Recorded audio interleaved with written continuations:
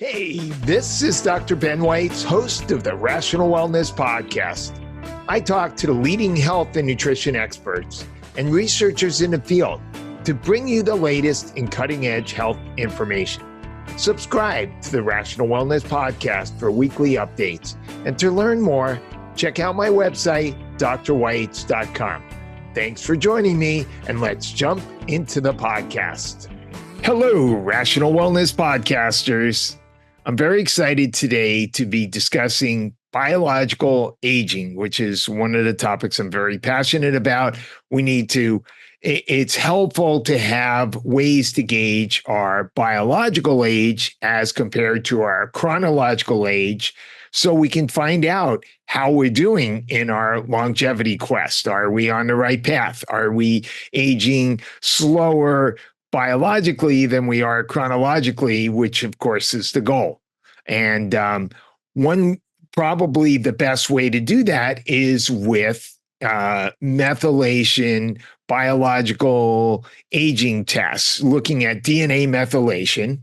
And the best commercially available way to do this is through True Diagnostics, who offer the TruAge test. And today we have Ryan Smith, the CEO of True Diagnostics, to discuss biological aging and the newest variations of their test that's available that can help us not only to understand how good a job we're doing with our biological aging, but perhaps with the newest version, giving us some way to figure out what sorts of diet, lifestyle, supplement, other recommendations we can make, particularly to help us improve that biological aging. So, Ryan, thank you so much for joining us. Yeah, thanks so much for having me. I know it's been a while since we last talked about the topic, and a lot's happened. Absolutely. Yep. So let's start from the beginning. How did you start True Diagnostics, and how did you get involved in the field of DNA methylation, biological aging? Yeah, it's a long and convoluted path. A biochemist as an undergrad, becoming a med school dropout, after finishing all the actual educational material, I got to the clinical portion of my third year and really hated it and decided to do something different. Ended up creating a compounding pharmacy that was dealing in this sort of cash pay, preventative, integrative wellness space. And prior to that, I had no idea that this existed, but I loved that there was a community focused on preventative medicine in a true way. It's certainly something always easier to prevent than to treat. And so got really excited about that. Our pharmacy grew really rapidly. We were the fourth fastest growing company in healthcare. But we always knew that we wanted to test a lot of our products to see how they were actually affecting lifespan and health span. And that brought up this idea of these biological age clocks as surrogates to see if they were effective tools to measure this process. And I got really, really excited about that. And then also really excited about the potential applications of this biomarker, DNA methylation, even beyond aging. So we basically sold that company in 2020 to create True Diagnostic. And now we've been sort of our 4-year anniversary, actually this week, of True Diagnostic. And in that time, we built probably the largest DNA methylation database in the world, and have created a lot of new algorithms to be able to read the information we find in your epigenetics. Right. Perhaps explain what is DNA methylation and why is it a better marker for biological aging compared to other biomarkers? I guess some people use grip tests. We have VO2 max. In the past, it was a telomere length test, which I guess is still available. Yeah.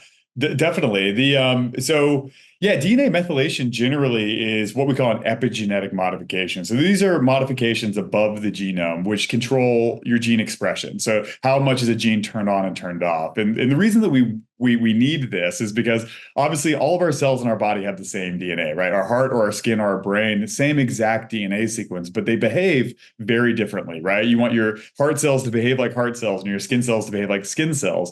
And to do that, they have to express different genes. So as your cells are going for pluripotent stem cells, which can do anything, to the cell type that they're meant to be, they're doing it by turning on and turning off genes. And one of the mechanisms for that is DNA methylation. And DNA methylation really is the off switch that we sort of think about for some genes. And so, DNA methylation in and of itself is not good or bad. There's some genes we want turned off. There's some genes we want turned on, and different, I would say, abilities for each cell. And so that's really what we're measuring, though, is from whole blood at True Diagnostic. What we're sort of looking at is all of those patterns of gene regulation, what's turned on, what's turned off, and we're interpreting that for an outcome. And so, DNA methylation is probably the most frequently used biological aging tool, mainly because it's the most predictive. I think you mentioned some really great tools like VO2 max and grip strength, physiological standards that we know deteriorate with age. But generally, they're not as predictive as some of these other clocks. And that's really how we judge if a clock is effective. Can it be very predictive of outcomes? So if we're seeing, for instance, 10-year age accelerations, does that mean that we're worse risk for everything in the future? Or if we're seeing 10 years deceleration, are we seeing that risk decrease? And that's really what these clocks specialize in, is they're incredibly predictive of outcomes. And so, they're very precise now, so we can measure the same sample and get the same result. And then now they also change with therapy, and that's really what we're documenting as well. So we can actually show that these are responding to the things we already know improve biological age. So for all those reasons, they've sort of become, I would say, a leading method in biological age quantification, mainly because they're highly, highly predictive. Can you explain the history of biological methylation clocks? I understand we've had the first generation clocks like the Horvath and the Hannum clock, and then the second generation clocks like GrimAge and PhenoAge, and now we're into the third generation. So can you explain a little bit about what this evolution in methylation clocks is about? Yeah, definitely. At the end of the day, it comes back to one question, which is pretty hard to define, which is what is aging, right? There are a lot of definitions for it, whether people say, is it a disease or is it not? But in these biological age clocks, we first wanted to officially right now, it's not considered a disease. Yeah, correct. So there are people pushing for that so that perhaps there'll be insurance coverage or something for somebody diagnosed or wanting to utilize therapies to promote longevity. Yeah, definitely. And so we can have even drugs approved to treat aging as a primary cause. We can't do right now because it doesn't exist in the regulatory framework. And the World Health Organization does have an ICD-11 extension code for aging to say a disease is caused by aging, but we can't actually say that aging itself is a disease. And so there's a lot of controversy in this definition because there's so many things that happen as we age. There's sort of multiple hallmarks of aging that change across our body, but also the things that we would even just see while looking at a person, right? The wrinkles, the gray hair, all these different things. And so aging is sort of hard to define, but in order to create a surrogate or to measure or predict the process, we really have to start with some definition. And those definitions started in 2013 with Dr. Steve Horvath at UCLA, where he was creating just predictors of chronological age. That's what we call those first generation clocks. So can we, by taking the methylation patterns of a blood sample, predict how old your chronological age is? And at first, that wasn't used for health. It was used for, forensics to date how old someone was if they left their DNA at a crime scene, or to date refugees to see if they were adults or minors and therefore eligible for asylum. But then they started to notice a really big pattern, which is that those people who with this testing were younger than their chronological age were protected from negative health outcomes. And vice versa, those people who were older with this testing were at more increased risk for negative health outcomes. And so even though it was meant to be a chronological age predictor, it was sort of measuring some biological function that was predictive of outcomes. And that's why it was so exciting, is for the first time, we might have been able to measure the aging process molecularly that could then, tell us about outcomes. And the reason that this is important is aging is the biggest risk factor for every chronic disease and death. If you can think of a disease, aging is the biggest biggest risk, and not by a small margin. We're talking about 90% of the risk of Alzheimer's is related to age, right? And even things like smoking and obesity, which we know are bad for us, are pale in comparison to the relative risk that age is for most of these diseases. So age, we know the dysfunction which happens with age, no matter how you define it, is incredibly important to our health. And so whenever they started to see this molecular signature in 2013, it got people really excited. But ultimately, it's a little bit flawed, that definition, because we really don't care about your chronological age, right? We know people in their 80s who look 50, and we know people in their 50s who look 80. That's sort of the process we want to measure, right? We want to be able to predict what negative outcomes are going to happen so you can maintain the most optimal function. And so the second generation clocks, instead of being trained to predict just the chronological age of an individual, we're trained to predict biological features. So things like blood-based biomarkers, or in the case of probably GrimAge, one of the most popular algorithms, it was trained to predict time until death. And time until death is a good surrogate, right, for longevity, because it's a clearly defined outcome, but it doesn't take into a lot of other things. By the way, just stop for 1 second. Explain what you mean when it was trained to predict time to death. We're talking about using artificial intelligence. Is that how we're training it? What do we mean by training it? Yeah, so all of these algorithms have to be trained. And so generally what we're doing is we're taking methylation data and we're telling an artificial intelligence system to take in this information and create a tool that can predict X. That could be chronological age. It could be how much you've smoked across an entire lifetime. It could be, do you have COPD or not have COPD? It could be, a wide majority of things, but we're training using artificial intelligence to read these patterns to predict an output. And so that output, again, originally was chronological age, but in second generation clocks, it became biological function.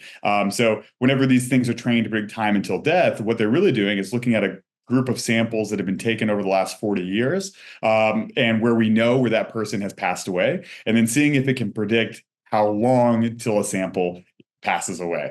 And even our newest clock, Omic Age, that we just developed with Harvard, is about 92% accurate within a 10-year time period of predicting death. So we can predict death within a 10-year time period with really good accuracy, even over 75% within a 4-year time period. And so we can get quite accurate at predicting that as an outcome. There's been a lot of criticism of methylation clocks that they don't really help us predict it very accurately. They don't really add much to it. There's been a number of articles criticizing it, and you hear some of the prominent people in the health world saying there's really no benefit. But I think as these clocks are developing, they're overcoming, I think, a lot of these initial criticisms.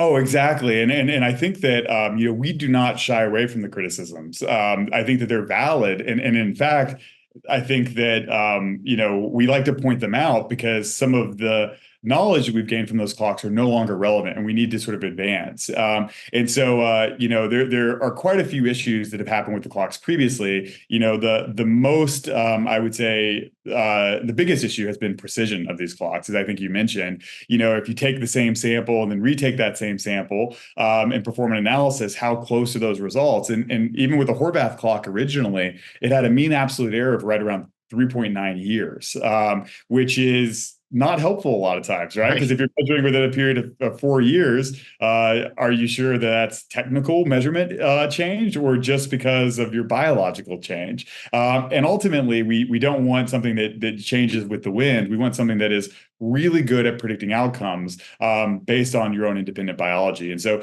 that's been one issue that's certainly been fixed. One other big issue is, do they respond to interventions we already know are beneficial for aging? So, for instance, caloric restriction is probably the most well-validated therapy across animals and humans to improve health span and lifespan. But whenever we do this analysis with the epigenetic clocks, we see those first generation clocks we talked about, trained to chronological age, actually go up, which doesn't make a lot of sense, right? And so these newer generation clocks do respond to what we would expect, but some of that first generation clock, again, is giving us bad data. And it's not just caloric restriction, it's also things like senolytics, like dasatinib and quercetin, go up with first generation, but go down with the newer clocks. And so that's also been an issue. And again, you don't want to put a tool in someone's hands that gives you the wrong data. Otherwise, you're acting against your own self-interest. So those should have certainly been there. And then probably the last of those big issues is this idea of what do you do about it, right? And that's ultimately, Right. yeah, the important part, right? Yeah.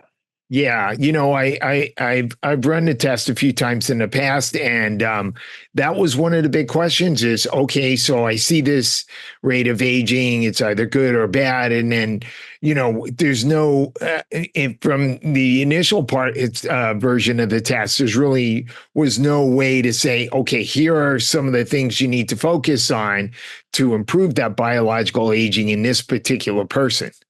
Exactly. And that the question is, if we're going to recommend caloric restriction to everyone, regardless of how they score, do we even need to test in the first place, right? It might make people more motivated, right? If they have a bad score, they might say, hey, I need to really do these, to have a lot of effort into this. But ultimately, that's been a huge limitation in the past as well, is you and I might be aging much differently, right? We might have someone who smokes, who has, their lungs are aging, their cardiovascular system is at risk. Whereas we have someone else who maybe is, a little bit overweight, doesn't exercise. They might have more musculoskeletal aging or metabolic aging. And so this is different in every single person, and being able to identify the why we might be accelerated in aging or decelerated in aging is important, because then it helps us set a proper protocol to improve our health. And previous to really, I would say September of last year, we didn't have any tools which could provide that resolution. Now with some of the newer clocks, particularly the Omic Age clock I referenced earlier is that death predictor that we developed with Harvard, and then now the Symphony Age clock that we developed with Yale. Those are able to provide some actual individual resolution to then tell you maybe what would be the best recommendations for treatment. You mentioned senolytics, and that's one of the 12 hallmarks of aging. How well does your test correlate with those 12 hallmarks of aging?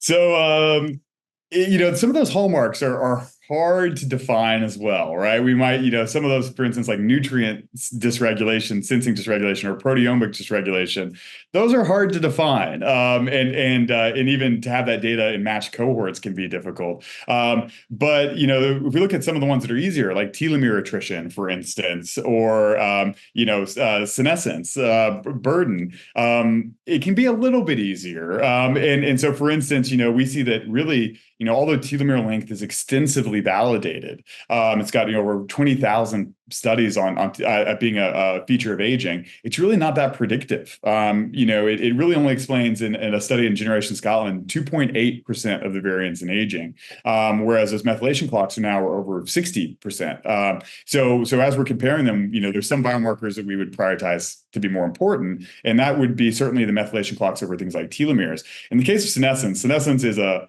wormhole to go down into, because we're about to publish this article with Yale that actually shows that even senolytics don't actually change the epigenetic methylation signature of cells after they've received senolytics. And so we've tried to create some surrogate predictors of that process. What does that mean?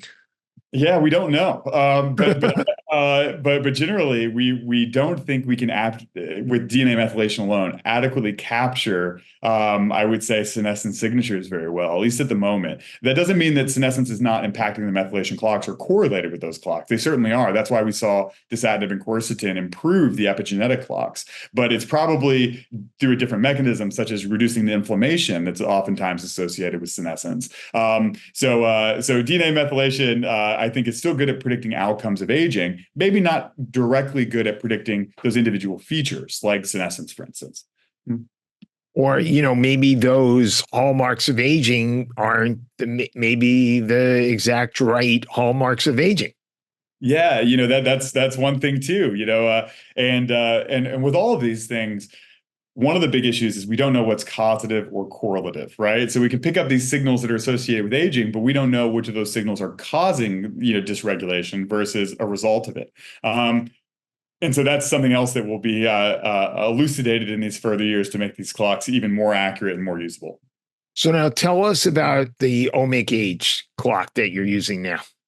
Yeah, so we really have, I would say, 3 clocks in our testing that we think are the best clocks to use. That would be the OmicAge clock, as I mentioned. That one is one we developed with Harvard, and we did this with the idea that the clocks get better when you feed them more biological data. So we've started with, Morgan Levine's, first, second generation clock used 9 blood-based biomarkers. And now as the clocks have started to improve, the idea is that the more information you can feed this model, the more it can pick out what's relevant. And so, whenever we first started, there were 9 hallmarks of aging. Now there's probably 15 to 19, depending on who you ask. And so one of the things we wanted to do with this cohort was measure everything. So we did. We measured in about 5,000 patients. We measured full genome. We measured the epigenomics. We did some RNA and transcriptomics. We measured, over 25,000 proteins. We measured over 7,000 metabolites. And then we had all their clinical data as well. And we put all of this together in one big model to predict time until death. And so that's what the OmicAge clock is. It's probably the clock that's been trained on the most biological data and trained to predict death as an outcome. And it's quite good at that. It is up there with GrimAge as being the most predictive clocks of mortality. So if you're really interested in mortality, specifically in living longer, this is a great clock for you. But we include some features in it which are able even to predict your blood-based biomarkers. So we can tell you about your C-reactive protein or, your HbA1c or your fasting glucose, which can give us more of that resolution on what to do about it. So if we see that... So you're talking about predicting the C-reactive protein without directly measuring the C-reactive protein?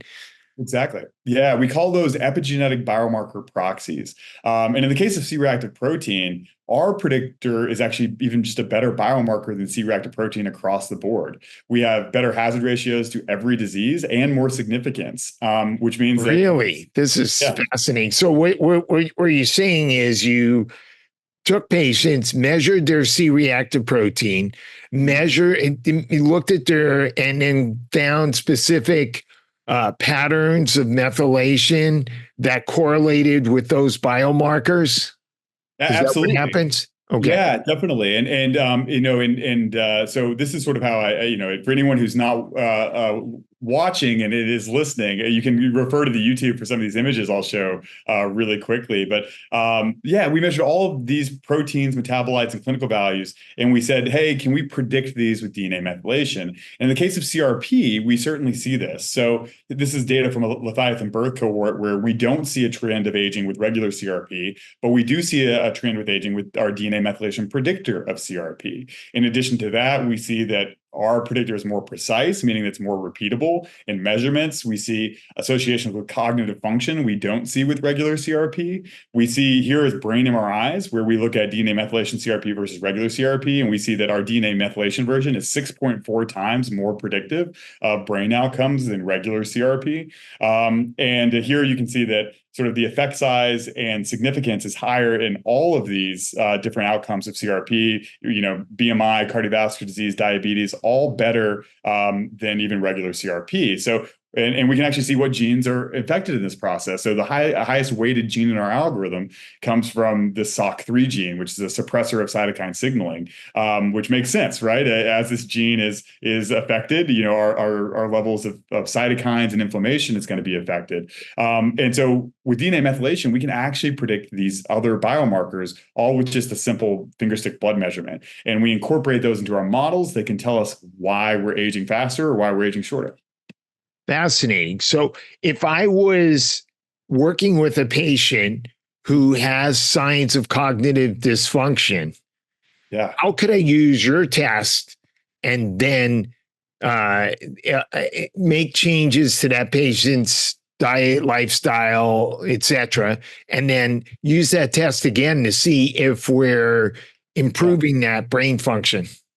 Yeah. So, I think that that's an important thing to mention is that if you have a patient who already has a disease, we know that aging is going to accelerate that disease process, but sometimes it's not the most important thing, right? If we have someone who's diagnosed with diabetes, we're generally going to say, hey, fix your HbA1c and your fasting glucose, don't fix your aging, right? So, a lot of times once we get to disease, this is a secondary consideration. The Okay. first one is manage the disease. But for people who are looking to prevent disease, so let's just say someone has Alzheimer's or a history of neurodegenerative disease in their family, we know that 90% of Alzheimer's risk is age. So this is absolutely something someone should focus on. Yeah, let's say they have one or two copies of the ApoE4 gene. Yeah, exactly. And so the idea would be that the lower that you can get your biological age, the lower your risk of developing early onset Alzheimer's or any type of dementia. And we know that from multiple association studies to these DNA methylation clocks. There's now been over 2,000 studies published on these DNA methylation clocks and outcomes. And generally, you can find them connected to all outcomes. And so the idea would be that we'll test, see where you're at, and then make recommendations on how to improve that. So for instance, let's just say that you see someone come in, we get them an omic age. We tell them that their age is 2 years older than their chronological age. So they might be 47 biologically while being 45 chronologically. They're accelerated aging, and we would want to fix that. So we might recommend things to try and get that down. Some of those things are pretty intuitive, and the things that we know already work for optimal health, right? Exercise, proper diet, nutrition, reducing stress, getting the right amount of sleep, right? Those things are not, terribly innovative, but they also work, right? And when they work, we see it reflected in reduced ages. And then, so we have that, but we can also make even, I would say, more exotic recommendations based on some of the studies we're doing, like, where hyperbaric oxygen will work, or young plasma would work, or senolytics would work, for instance, and starting to make some of those recommendations as well. So first, to get a baseline, then we will try and implement protocols to reverse that process. And then hopefully, as we measure it, we see you continue to reduce that gap and become younger versus your chronological age. Now, what about personalized recommendations? So with all these things, we have some guidelines, but there's a lot of controversy. Which is the best diet for each person? Maybe one person's going to optimize their biological aging with a vegetarian diet, and the next person's going to optimize it with a Mediterranean diet. And maybe, is there a way that we can use this testing to say, okay, for you, the vegetarian diet's helping you to age better? So yeah, so absolutely, and that's where these newer algorithms come in. Those epigenetic biomarker proxies from omic age, for instance. So, for instance, we might see someone who has really low carotenoid levels, right? Beta carotene levels. We know that beta carotene is associated with better aging across the board. All of these epigenetic clocks, and even just in regular meta-analysis studies, we can say, hey, someone has really low beta carotene. We need to encourage their consumption of leafy green vegetables and carrots, right, to increase that metabolite, which we know is going to be reducing their biological age, reducing inflammatory markers. So we can absolutely make some specific recommendations like that, some that are directly related to supplements, right? So we have, even a metabolite called uridine, which can be supplemented and sold at places like Life Extension to improve those markers. And so we can certainly make those individual recommendations based on where you're elevated, and we know that elevation should be low, right? So if we see your HbA1c is high or your fasting glucose is high, we know that that's not good for aging. We want to get that lower. We'll make specific recommendations for you. The other report that we just launched last week was Symphony Age. Symphony Age is one we developed with Yale. And although we don't report on individual biomarkers like HbA1c or CRP, we report on aging of different organ systems. And that's so that we can actually, again, make more precise recommendations to say that your overall aging might look great, but your brain is aging really, really quickly. We want to try and improve that. So let's pay attention to the tried and true methods we know to improve brain aging. So one of the next publications we'll come out with that same group from Yale. And because I keep mentioning them so much, I want to give them a direct shout out, which is Albert Higgins Chan and I would say his lab, which he took over from Morgan Levine. Many people might know Morgan Levine as a famous aging researcher. She's amazing as well. They've created a great culture in that lab and are doing some amazing research. But one of the research things, I also want to give a shout out to a PhD student, Raghav Segal as well. He is also doing some work here, but we're about to publish a paper on 50 plus longitudinal interventional trials with all of the clocks analyzed. And we're really excited to do it because it's a toolkit for both patients as well as physicians on how to best improve these clocks. So we have some really exciting data coming out there. I'll just give you a brief picture to show you some of this analysis. But here you can see some of the different analysis that we're doing, everything from rapamycin to, vegan or healthy vegetarian guidelines. And we can show what clocks respond and in what direction to give you sort of a cheat sheet. But the one thing we find out is the three best clocks and of course, I see you got Ozempic in there. You got semaglutide. Yeah, definitely. And some of these come with caveats, but we're about to publish a huge semaglutide study as well. But yeah, the idea being is that we'll be able to use the same measuring sticks across trials to then tell you what is the biggest potential to change your biological age in a positive way versus a negative way. And we're really excited about that. That's very cool. So that Symphony Age is now available as part of your program, right? It is, and it is, and so you'll get, with our testing now, a big report. I can just even show you really quickly what that would look like as I sort of talk through it. I know, again, most people are going to be listening, so we don't have to spend a ton of time on it, but we can give you, for instance, your omic age. That'll tell you your age versus the population. We'll track those changes over time. We can even then tell you how your aging is affecting your disease risk. So are you, accelerated aging leading to increased disease risk of each of these outcomes? We can then tell you what to do about it. So where are you out of range and what would we want to correct? And then what are those things that most typically correct these different biomarkers? We also give that Symphony Age, again, with the age of each organ system, and track that longitudinally as well. We give the rate of aging.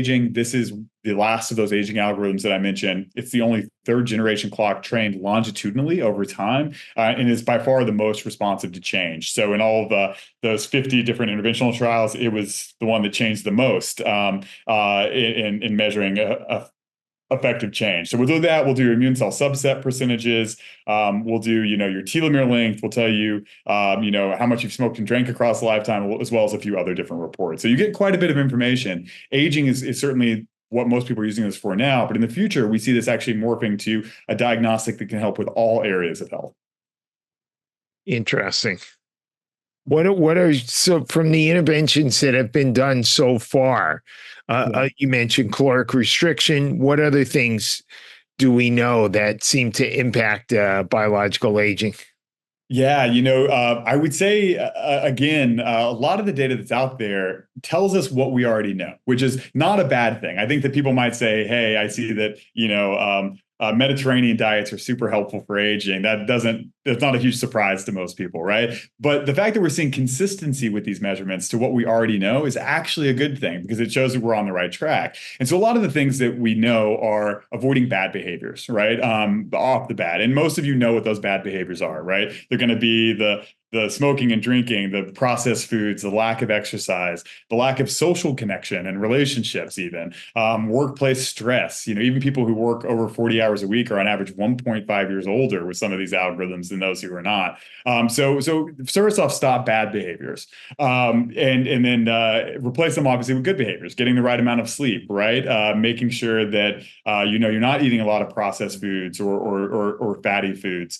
Making sure that you're doing all the right things from a diet and nutrition perspective. When we get into the more exotic things, like the protocols, the procedures, the medications, the supplements, we start to see some different things that are a little bit more exciting. So for instance, we're seeing, good improvements with things like hyperbaric oxygen, which again is probably not a surprise to a lot of people, but good to be replicated. We're seeing dasatinib and quercetin. Again, senolytics actually improve the biological aging over time. We're seeing, I would say though that the thing that jumps out to me time and time again is probably the most reliable therapy are things that inhibit mTOR. So things like caloric restriction. mTOR, this mammalian target of rapamycin, is a sort of a master regulator of some of the processes in our cell. And things that inhibit it generally have better outcomes. And so rapamycin is another example of that. It specifically inhibits this enzyme and has been shown to increase lifespan in dogs by 33% in animal trials, and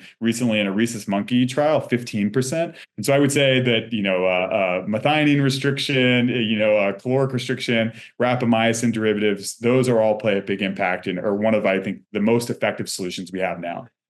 Now, you mentioned mTOR, and mTOR has to do with growth. And there's kind of been two trends in longevity therapeutics, and one is an older trend and one is a newer trend. And the older trend was to focus on making sure that we continue to regenerate our tissues, because we know as we get older that things break down, the cells break down, things don't work as well. You lose muscle, you lose bone. We have sarcopenia, osteopenia, et cetera. Brain doesn't function as well. So we want to use things that stimulate growth and regeneration. And we saw a lot of clinics using growth hormone and other hormones, testosterone, other therapies that promote regeneration, because as you get older,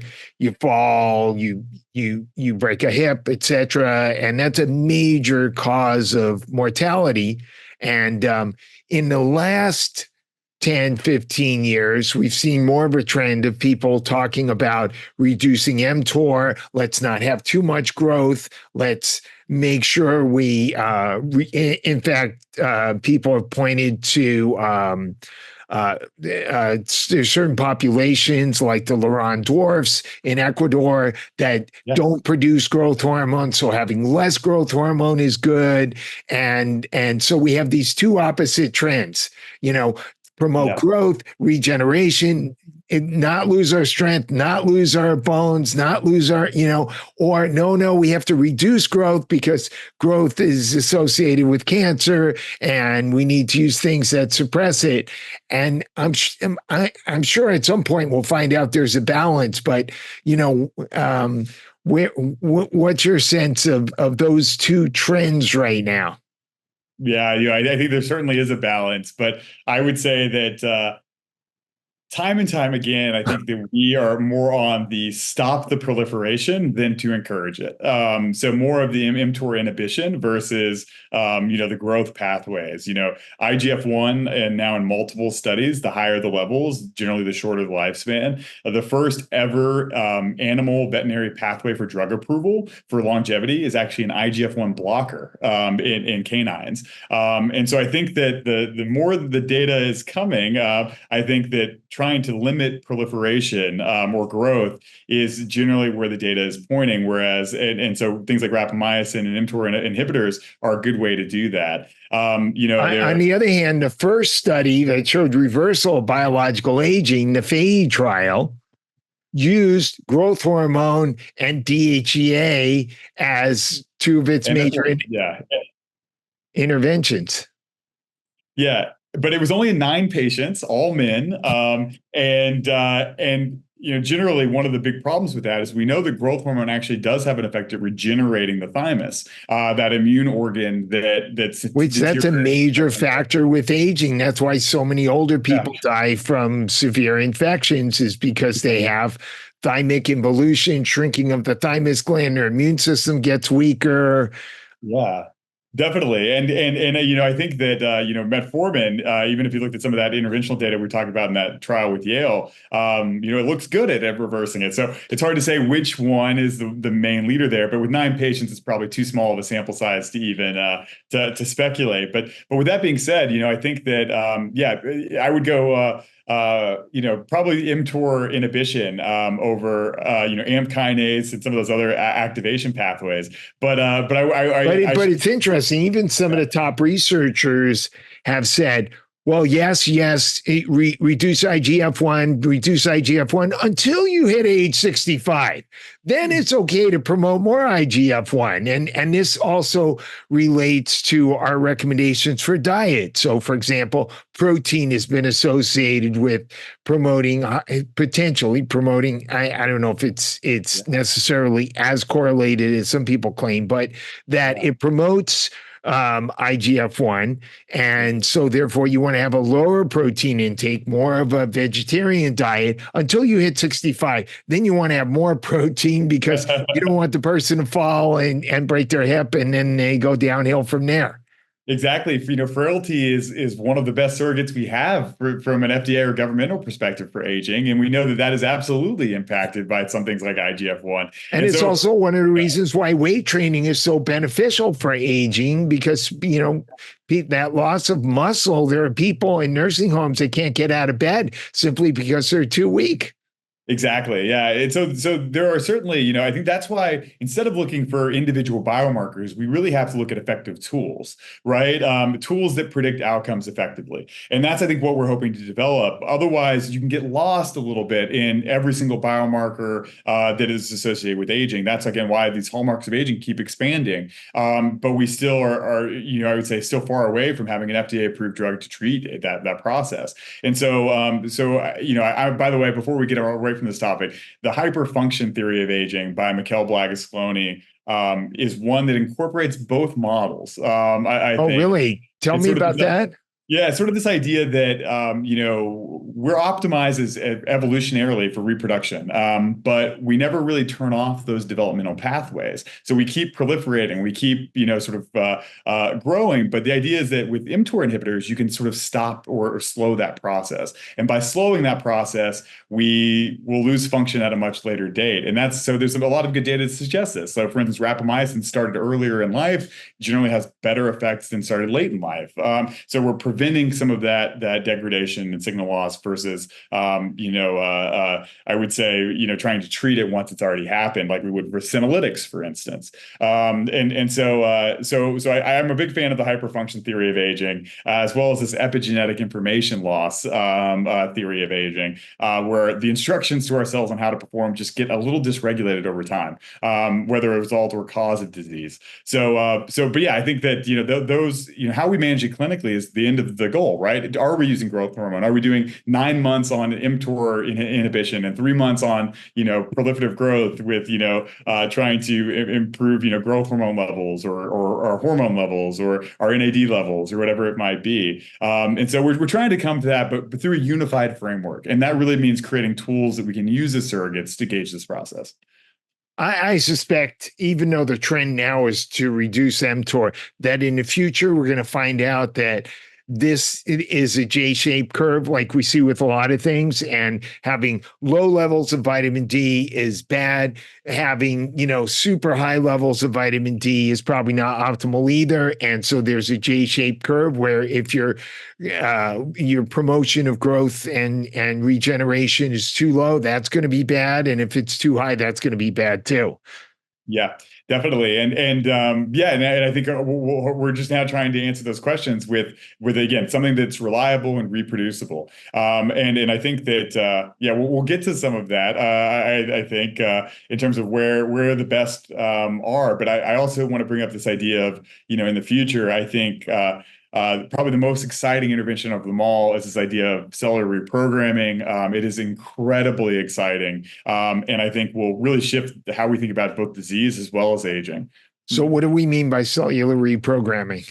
Yeah, so in 2012, a scientist named Yamanaka won the Nobel Prize. Oh, yes, yes. Yeah, and this is this idea that he was using proteins to take any cell and revert it back into a pluripotent stem cell. So a cell that was, for instance, a skin cell could go back and become anything now with that same genetic information. And in doing so, in further research, we've also seen that by expressing Yamanaka factors and giving them to cells, they actually epigenetically reset. So they go back to an age of a really young age, for instance. And so the idea would be that can we use those Yamanaka factors to restore function of different cells? And that's certainly what's happening. Now they're using Yamanaka factors to, restore vision in blind mice. They're using Yamanaka factors to improve heart failure in these animal models. It's a way to go in and reset the instructions for a cell to it's like, I would say, like a hard restart of a computer, right? Where you're, going back to the factory settings and starting from new,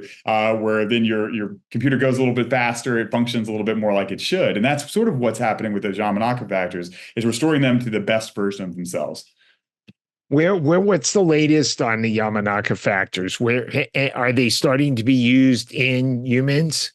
Yeah, well, not in humans just yet, I would say. I just got back from a trial, a conference in Barcelona where you're only allowed to share unpublished data. And over the recent couple of weeks, there have been some major breakthroughs here. Altos Labs is probably the most notable company in the space. This is a company that got Steve Horvath from UCLA, got Morgan Levine from Yale, got Yamanaka himself. So they've got the who's who of scientific researchers. And they were funded by Jeff Bezos and Yuri Milner with over $3 billion as a startup. Oh, That's not really? yeah, that's not the usual type of startup money you see going to some of these areas, but they just released some preliminary data that So shows. Horvath's no longer at UCLA and Morgan Levine's no longer at Yale. Correct. They're now with Altos, along with a host of other Nobel Prize winners and other who's who of scientists. So they got the collection of an amazing team. And with that, they just released their initial data, and they showed that with a single injection, they're improving lifespan in mice by 25% in over 1,000 mice that have been studied. And A so single injection of what? they won't say, right? That's some of the theory, but it is based off of the Yamanaka factors. So based on some of that technology, and that's an expensive technology, but people are now even finding small molecules that might do it. Valproic acid's a good example of a molecule which can cause some reprogramming, and people are investigating. What molecule? Valproic acid, which most people know, for seizure medications, right? Okay. But people are even using some of those molecules, and so there are ways that I think that it might become more accessible. But already, it looks to be incredibly promising, and the ability to regenerate, I think, as well as restore youthful information. Fascinating. Mm-hmm. Yeah, it'll be, I think, one of the biggest breakthroughs in medicine. I've always been very skeptical of this, living to 125 or 150. But now with these Yamanaka factors, it looks like it's in sight. Really? Wow. Very fascinating. And what do you think about the regenerative plasma therapy that's available out there? Yeah, I think that it's certainly interesting. We've done a couple studies here. We're about to release one with the Buck Institute and Dobry Kiprov, who's sort of the father of plasma apheresis. I think it all started with this idea that if you take an old mouse and a young mouse and you hook their vascular systems together, so the heart of the young mouse is pumping blood to the old mouse, and the heart of the old mouse is pumping blood to the young mouse, they saw that the young mouse, or I should say the older mouse, regenerated, right? It got rid of gray hair. It improved its muscle mass. It just looked physiologically younger. But on the other end, the younger mouse got older. It started to develop other phenotypic signatures of aging. And so it brought up this idea that maybe there's something in our blood or plasma that is both causing age to get worse, but also maybe improving that process. And I think the preliminary data looks super exciting. There are a lot of different improvements. The problem is it's really hard to get access to. It's a little bit expensive. And we also don't know how often you need to do it to have all the benefits. So I'm very hopeful about it. I think the preliminary data looks really good, but I also don't know how sustainable it is. I also know the FDA doesn't like young plasma transfers as a strategy. So I'm not sure how widely robust it will be, but it certainly looks promising. Right. Essentially, what you do is you go in and they take albumin from a younger person and replace your albumin with that, right? Yeah, so the whole plasma generally, they also will supplement albumin with new albumin. And albumin is one of those biomarkers we know, again, declines with age, and the higher it is, generally the better we do. Binds the majority of proteins within your blood. It's actually the number one factor, or I should say the secondary factor in our omic age algorithm. It's weighted that highly. So we know albumin is certainly important, and it brings up this hallmark of aging, of proteomic dysregulation that might end up happening as well. Some people estimate that's why saunas help improve health, is by activating heat shock proteins and getting rid of non-functional proteins. So you get to see a lot of these same narratives across this. But yeah, I think it's certainly an impressive strategy, and certainly merits more research. There are a lot of companies now that are basically creating synthetic versions of young plasma that might be more likely to get FDA approved. Really? Synthetic versions? That sounds a little scary. Yeah, well, what they basically do, is they compile hundreds of thousands of plasma patients and then start to filter segments, and those segments are generally what they'll give. Alkahest is the company there that's been doing a lot of that research. But yeah, so definitely I think that there are probably ingredients in that plasma that help improve aging. We've just got to find out what they are and then see how we can make it more accessible. And get rid of the parts of it that are making aging worse, which is the damage that occurs, the old proteins that are incorporated, et cetera, et cetera. Yeah, and that's what a lot of people now are doing. Instead of just infusing young plasma, they're just filtering their own to get rid of some of that stuff. Right, plasmapheresis, yeah. Mm-hmm. Exactly. And so we'll have trials published on both of them coming out relatively soon. That's great. You're right on the cutting edge of all this stuff and able to offer this test to clinicians and the public. So how do clinicians and people watching this find out about getting the, is it still called the TruAge test? Yeah, it is. Yeah. The TruAge test is something that continually changes for us. We add algorithms, as we just did with Symphony Age. We add other insights, but the best way to do it is to go to our website at True Diagnostic, TruDiagnostic.com. If anyone has any scientific questions about the test, they can always reach out to me personally or our support team at Ryan@TrueDiagnostic.com or support@TrueDiagnostic.com. We also have just a lot of educational resources if anyone wants to learn a little bit more. If they go to our research page, they'll see some of the research that we're doing with all of these universities as well, if they want to read a little bit more about it. And clinicians can sign up to become to offer the test to their patients as well.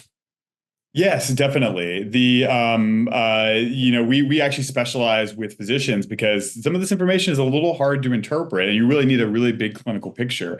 And so that's by far our main market. And we do lots of education for physicians. If you're new to this topic, if you're new to the idea of DNA methylation, I mentioned that, when I was in med school and in undergrad, I had probably less than a day of epigenetic education. And that's how new and innovative some of this is. And so we do a lot of education on this topic and love to, I would say, get clinicians up to speed and really try and implement these in clinical practice. And so when the test is ordered now, is the Symphony Age automatically included in that? It is.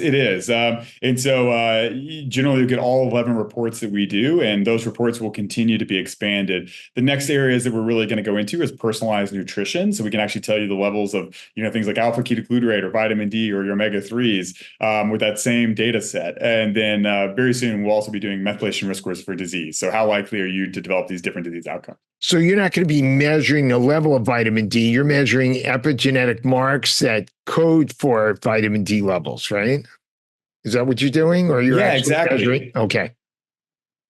Yeah, so we're just using that DNA methylation data to predict surrogates. And so we really do believe that in the future, we'll be able, with one single finger prick test, be able to read those DNA methylation patterns to do probably a large majority of the clinical testing that you currently do with a single diagnostic. And that's really what we're excited about. Very exciting. Thank you so much, Ryan. Yeah, thanks so much. Appreciate it. Thank you for making it all the way through this episode of the Rational Wellness Podcast. For those of you who enjoy listening to the Rational Wellness Podcast, I would very much appreciate it if you could go to Apple Podcasts or Spotify and give us a 5-star ratings and review. As you may know, I continue to accept a limited number of new patients per month for functional medicine. If you would like help overcoming a gut or other chronic health condition and want to prevent chronic problems and want to promote longevity, please call my Santa Monica Weitz Sports Chiropractic and Nutrition office at 310-395-3111, and we can set you up for a consultation for functional medicine. And I will talk to everybody next week.